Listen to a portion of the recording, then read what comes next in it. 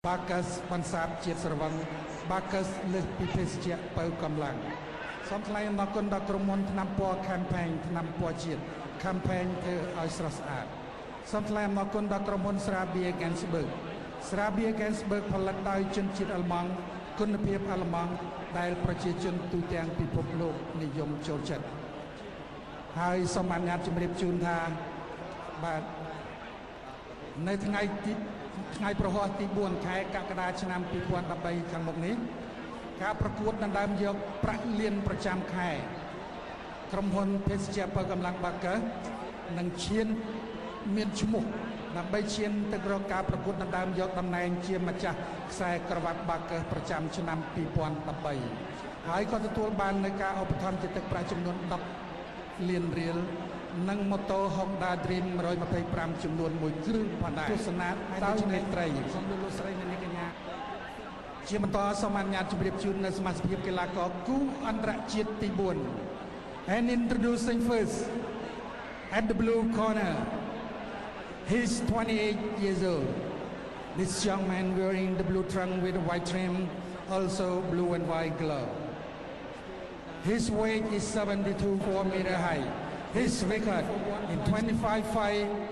with 18 wins, 7 losses and no draw. And this young man, he also have 8 wins by technical knockout. His hometown is Kuala Lumpur City. He's fighting for Ratchai Boxing Gym and he's come from Malaysia. Ladies and gentlemen, please welcome Chi Jian Kai ជីជៀនកៃរាបង្គោលក្រហមកីឡាករមានអាយុ27ឆ្នាំស្លៀកខោពណ៌ក្រហមឆ្នុតសរួមជាមួយនឹងស្រោមដៃប្រកួតក្រហមសកីឡាករមានទម្ងន់72គីឡូក្រាមដូចគ្នាកម្ពស់1.72 ម៉ែត្រធ្លាប់ប្រកួតបានចំនួន97ដងឈ្នះ86ដងចាញ់8ដងនិងស្មើ3ដងធ្លាប់ដួលគូប្រកួតបានចំនួន22ដងកីឡាករមានស្រុកកំណើតនៅខេត្តរតនគិរីជាកីឡាករក្នុងសមាគមកីឡាប្រដាល់ក្រសួងមហាផ្ទៃនៃព្រះរាជាណាចក្រកម្ពុជាជាព្រះរាជាណាចក្រអាចារ្យលោកស្រីនិងអ្នកកញ្ញាសូមស្វាគមន៍កីឡាករជើងរន្ទះកណ្ដាប់ដៃដែកសេនប៊ុនថេនជាបន្តសូមស្ដេចយាងតើនិងអញ្ជើញទស្សនាដោយមិត្តរីបាទលោកស្រីនិងប្រិយមិត្តទូរទស្សនិកជនជាទីគោរពនិងជាទីមេត្រីបាទឥឡូវនេះគឺថាការប្រកួតគូប្រដាល់លក្ខណៈមិត្តភាពហើយក៏ជាគូទី5បាទសម្រាប់រាត្រីថ្ងៃនេះផងដែរដែលជាគូប្រដាល់លក្ខណៈអន្តរជាតិចុងក្រោយបាទមុននឹងឈានចូលដល់ការជួបគ្នារវាងកីឡាករជើងខ្លាំងរបស់ព្រះរាជាណាចក្រកម្ពុជាយើងបាទជាមួយនឹងកីឡាករនៃព្រះរាជាណាចក្រកម្ពុជាយើងមួយគូទៀតបាទគឺគង់សម្បូរបាទជាមួយនឹងកីឡាករពៅសារៈឆ្លៀតក្នុងឱកាសនេះបាទអរគុណដល់ស្រាបៀកែនស្បឺកបាទផលិតដោយជនជាតិអាល្លឺម៉ង់គុណភាពអាល្លឺម៉ង់ដែលប្រជាជននៅទូទាំងពិភពលោកបានចិត្តបាទស្រាបៀគុណភាពល្អរសជាតិឆ្ងាញ់សម្រាប់ខ្លួនឯងហើយឬនៅស្រាបៀកែនស្បឺកគុណភាពល្អអាល្លឺម៉ង់គុណភាពអាល្លឺម៉ង់បាទរសជាតិថ្មីប្លែកមិនធ្លាប់មានដែលកំពុងតែញ៉ាំមានក្លិនឈ្ងុយបាទពេលលាបចូលទៅហើយគឺថាសល់ក្លិនបាទឈ្ងុយនិងមានក្លិនផ្អែមបាទគឺថារសជាតិផ្អែមនៅចុងមាត់បាទកែនស្បឺកបានញ៉ាំហើយគឺថាចង់ញ៉ាំទៀតតើបាទស្រាបៀដែលមានដែលអ្នកបាទកំពុងតែពិសាមានក្លិនឈ្ងុយនិងផ្អែមចុងមាត់ដែរឬទេបាទដូច្នេះសូមកុំភ្លេចបាទជាមួយនឹងកែនស្បឺកបាទពិសាស្រវឹងបាទសូមគុំបើកបរហើយក៏យកឱកាសអស់ Alexong Whisky មាន2ប្រភេទបាទគឺ Alexong Extra និង Alexong Special បាទ Alexong Extra គឺជា Whisky បាទខ្លាំងមួយបាទដែលមានរសជាតិរសបាទគេថាមានជាតិអាល់កុលបាទ40ដឺក្រេបាទមានកំហាប់ខ្ពស់បាទសម្រាប់បាទ Alexong Special បាទគឺកំហាប់បាទគេថា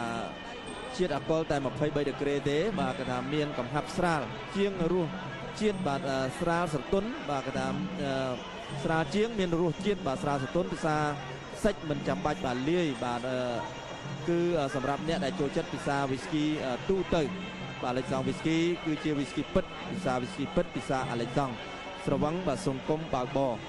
ហើយក៏គុណផងដែរបាទជាមួយនឹងភេសជ្ជៈបើកម្លាំងបាកាសបាទដែលជាភេសជ្ជៈបើកម្លាំងលេខ1បាទមកពីប្រទេសកូរ៉េបាទផ្សំពីយិនសិននិងសារជាតិជាច្រើនទៀតសម្រាប់ជំនួយរាងកាយនិង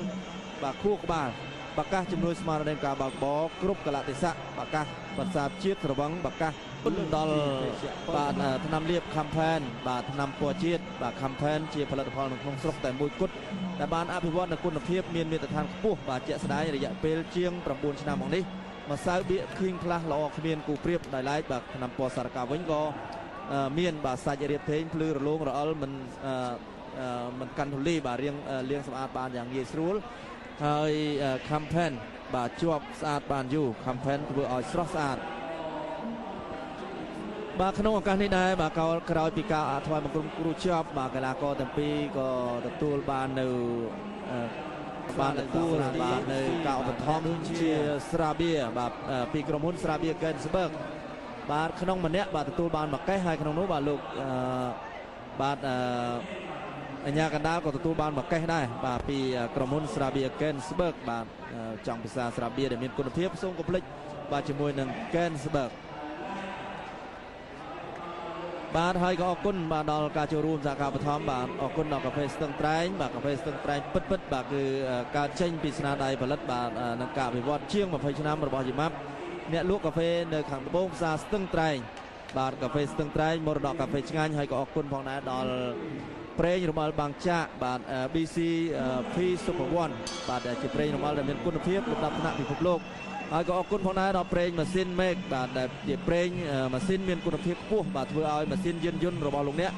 មានអាយុកាលយូរអង្វែងហើយគឺសារធាតុចម្រាញ់ពីមើមយិនសិនក្រហមបាទរបស់ប្រទេសកូរ៉េសារធាតុបាទចម្រាញ់ពីផ្សិតលីជឺហើយនឹងមានវីតាមីន C បាទគេថាភេសជ្ជៈកូរ៉េសាម៉ាឌីអតិពលនៃយិនសិនបាទក្រហមពិតអតិពលនៃក្តីបាទស្រឡាញ់ពិតបាទហើយកុំភ្លេចបាទជាមួយនឹងកូរ៉េសាម៉ាឌីបាទអរគុណផងដែរបាទជាមួយនឹងជាបាទគេថាជាបាទផលិតផលផ្សំពីសារាយសមុទ្របាទស្ពីរូលីណាបាទរួមជាមួយនឹងម្សៅបន្លែផ្លែឈើបាទនិងរុក្ខជាតិ16មុខពីធម្មជាតិសុទ្ធសាធបាទ 100% តែម្ដង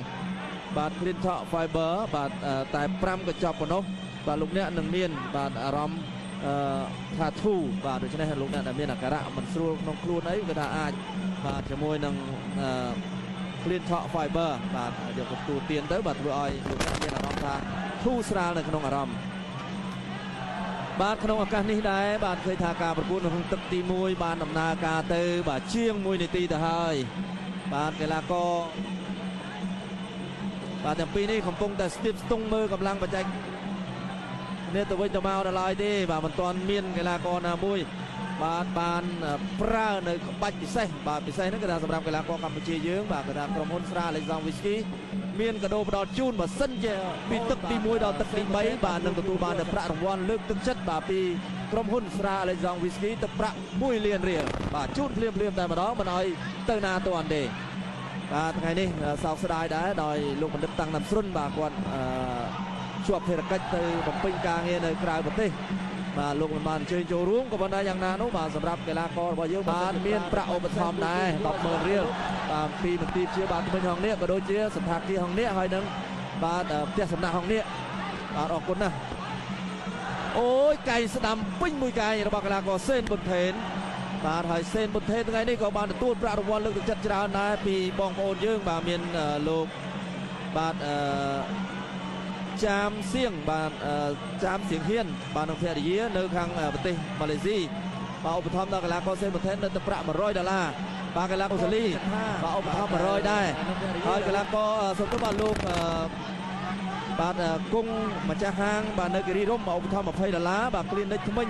បាទសួនហាចបាទនៅខ្លោងទ្វារផ្សារខ្លោងទ្វារចូលសំណង់12បាទឧបត្ថម្ភទឹកប្រាក់ចំនួន$30សហរដ្ឋអាមេរិកផងដែរបាទលោកស្រីជាទីមេត្រីបាទឥឡូវនេះបាទការប្រកួតគូប្រដាល់លក្ខណៈមិត្តភាពអន្តរជាតិទី4ហើយក៏ជាគូទី5នៃរដូវនេះបានឈានចូលដល់ទឹកទី2ហើយបង្គោលក្រហមកីឡាករសេនប៊ុនថេនបាទគឺជាកីឡាករជើងខ្លាំងរបស់ព្រះរាជាណាចក្រកម្ពុជាមកពីសមាគមកីឡាប្រដាល់ក្រសួងមហាផ្ទៃ បាទរីឯបង្គោលខៀវបាទគឺកីឡាករជីជឿនកៃបាទគឺជាកីឡាករមកពីប្រទេសម៉ាឡេស៊ីបាទនេះគ្រាន់តែចាប់ផ្ដើមនៅក្នុងទឹកទី1ភ្លាមបាទឃើញថាអញ្ញាកណ្ដាលចាប់ផ្ដើមមករົບទៅលើកីឡាករតែ7ប៉ុណ្ណោះបាទនេះបាទបន្តការប្រកួតទៀតហើយដោយមិនមានបញ្ហាអ្វីទេកាប់ចានចាំមើលឱកាសល្អរបស់កីឡាករសង់វីស្គី1លានរៀលកំពុងតែតឹងរងចាំបាទនេះកំពុងតែកាប់ចានទួនតែម្ដងលោកអញ្ញាកណ្ដាលបាទគឺបានបំបែកមកកណ្ដាលទីសង្វៀនប្រដាល់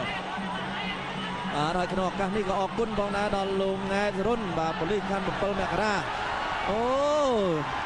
បាទឃើញថាទៅរួចទេយកដៃទៅរងនឹងទម្ងន់ជើងរបស់កីឡាករសេនប៊ុនថេនបាទគេថាធ្វើឲ្យគ្រិចបាទគ្រិចកដៃតែម្ដងបាទអញ្ចឹងមិនអាចបន្តការប្រកួតកើតអញ្ចឹងសេនប៊ុនថេនថ្ងៃនេះគឺបានទទួលប្រាក់រង្វាន់លើកទឹកចិត្តបាទពីក្រុមហ៊ុនស្រាអាឡេហ្សង់វីស្គីបាទនៅទឹកប្រាក់ចំនួន1លានរៀលបាទយើងឃើញថាថ្ងៃនេះក្រុមហ៊ុនស្រាអាឡេហ្សង់វីស្គីបាទចំណាយទឹកប្រាក់រហូតដល់ទៅ3លានរៀលហើយបាទសម្រាប់ផ្ដល់ជូនដល់កីឡាករនៃព្រះរាជាណាចក្រកម្ពុជាយើង